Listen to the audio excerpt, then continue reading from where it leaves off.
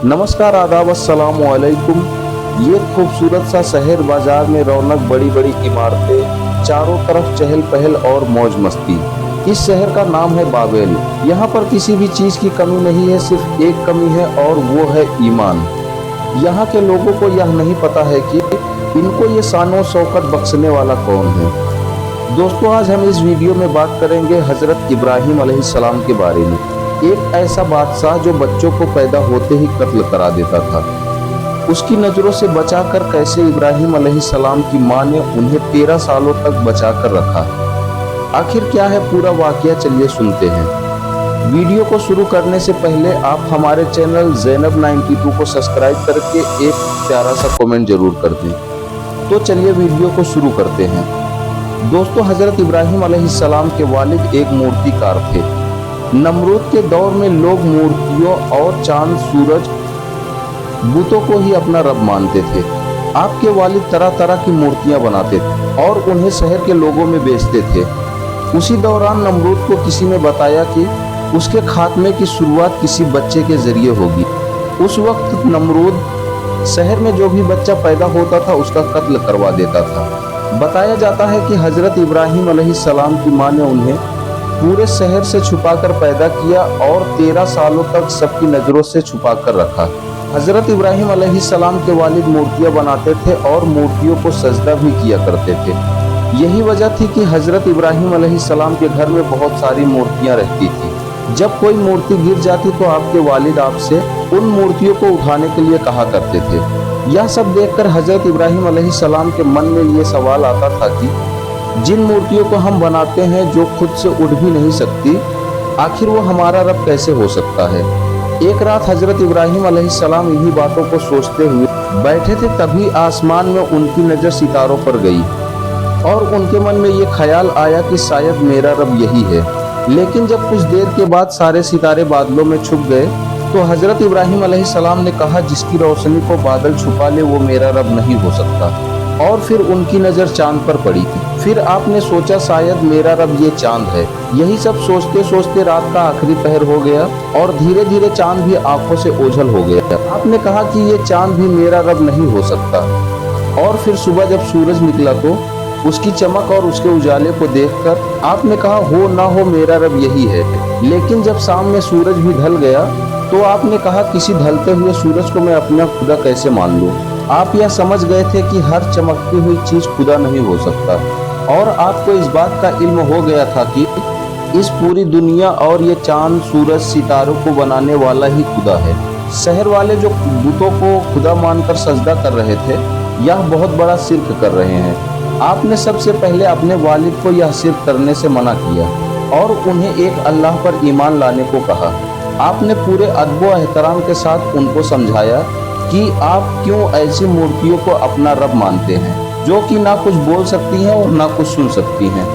यह बात सुनकर आपके वालिद ने आपको गुस्से भरे लहजे में डांटते हुए कहा, अय इब्राहिम, तू मेरे खुदा के बारे में ऐसा नहीं बोल सकता है। अगर तुमने दोबारा ऐसी गलती की तो मैं तुम्हें सजा दूंगा। यह सुनकर हज़रत इब्राहीम अलैहिस्सलाम ने आपकी सलामती की दुआ करते हुए वहाँ से चले गए। अब धीरे धीरे आप शहर के लोगों से मिलने लगे और उन्हें समझाने लगे कि जो पत्थर की मूर्ति तुम्हारा कोई भी अच्छा बुरा देख और सुन नहीं सकती, आखिर तुम उनके सामने सजदा क्यों करते हो। आपकी ऐसी बातों से लोग परेशान होने लगे।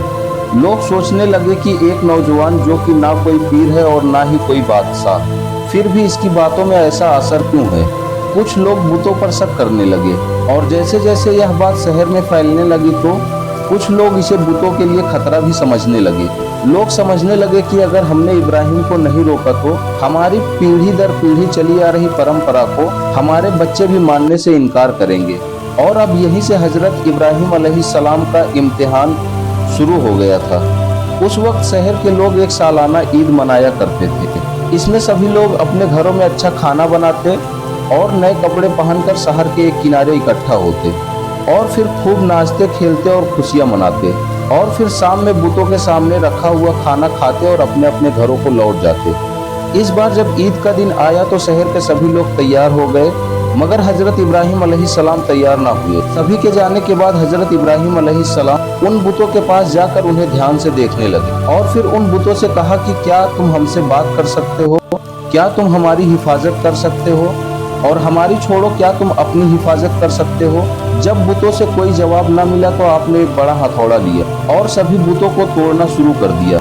उसमें से सबसे बड़े बुत को छोड़कर आपने बाकी सभी बुतों को तोड़ दिया और वह हथौड़ा उस बड़े बुत के ऊपर ले जाकर रख दिया। और जब कौम के लोग वापस आकर बुत खाने में देखा तो वो चिल्लाने लगे कि हमारे बुतों को किसने तोड़ दिया। कहने लगे कि हमारे बुतों की आखिर यह हाल किसने की। किसी ने कहा कि हमने इब्राहिम को हमारे बुतों की बुराई करते हुए सुना है। फिर क्या था, सभी ने गुस्से में हजरत इब्राहिम अलैहिस्सलाम को बुत खाने में बुलाया और हजरत इब्राहिम अलैहिस्सलाम से पूछा, ऐ इब्राहिम, क्या हमारे बुतों को तुमने तोड़ा है? इब्राहिम अलैहिस्सलाम ने फरमाया, आप सब हमसे क्यों पूछ रहे हो? हमें लगता है कि यह काम इस बड़े बुत ने किया है। आखिर तुम यह बात अपने बुत से ही क्यों नहीं पूछते हो? इब्राहिम की यह बात सुनकर सभी लोग सोच में पड़ गए और फिर कहा, ऐ इब्राहिम, क्या तुम्हें पता नहीं है कि ये बोल नहीं सकते? इस बात पर इब्राहिम अलैहिस्सलाम ने फरमाया, फिर तुम लोग अल्लाह को छोड़कर इसके सामने सजदा क्यों करते हो जो खुद अपनी हिफाजत नहीं कर सकता? यह सुनकर एक पल के लिए लोगों को यकीन हो गया कि यह तो सच बोल रहा है, लेकिन उनके घमंड ने उनको इस बात को मानने से इनकार कर दिया और सभी ने मिलकर इब्राहिम अलैहिस्सलाम को जिंदा आग में डालने की सजा सुनाई। इसके लिए उन्होंने बहुत सारी लकड़ियों का ढेर इकट्ठा किया और फिर उसमें आग लगा दिया। जब आग खूब भड़क गई तो उन्होंने हजरत इब्राहिम अलैहिस्सलाम को रस्सी से बांधकर उस आग में डाल दिया। उस वक्त इब्राहिम अलैहिस्सलाम ने आसमान का रुख करके अल्लाह से दुआ की। अल्लाह ने आपकी दुआ कबूल की और अल्लाह के हुक्म से पूरी आग ठंडी हो गई। आप सही सलामत आग से बाहर आ गए। अल्लाह के इस मौजज़े को देखकर कौम के लोगों ने इब्राहिम अलैहिस्सलाम की बातों पर यकीन किया और एक अल्लाह पर ईमान ले आए। दोस्तों, आज के वीडियो में बस इतना ही। अगर आप इसके आगे का वाक़या सुनना चाहते हैं तो हमें कमेंट में ज़रूर बताएं। फिर मिलेंगे किसी और वीडियो में, तब तक के लिए खुदा हाफिज़।